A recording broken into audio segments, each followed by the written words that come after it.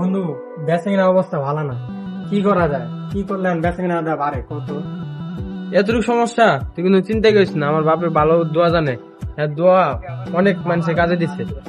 বন্ধু, আগে কবি না তোর বাবা যে এত ভালো একজন মানুষ। আয় একটু তোর বাবার লগে সাক্ষাৎ করে দে, আমার ব্যবসার জন্য একটু দোয়া চাই। তাহলে চল তোর আমার বাবার কাছে লয়ে যাই।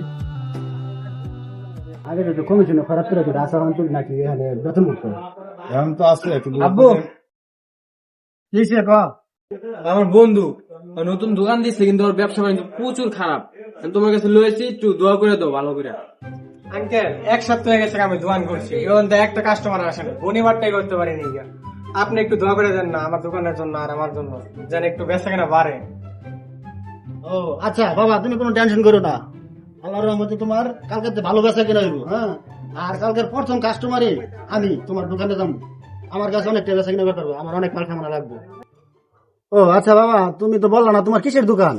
বাবা ঠিক হয়েছো, তুই কি দোকান দিছ? তুই তো আমারও বলি না, কি দোকান দিছ? আঙ্কেল, আমার দোকানের নাম হচ্ছে আলবিদা স্টোর। আমি কাপড়ের কাপড় বিক্রি করি। হ্যাঁ, আল্লাহ আল্লাহ যেন এই দোয়া কবুল না করে আমার। আমি হ্যাঁ দোকানের প্রথম কাস্টমার হতে চাই না আল্লাহ।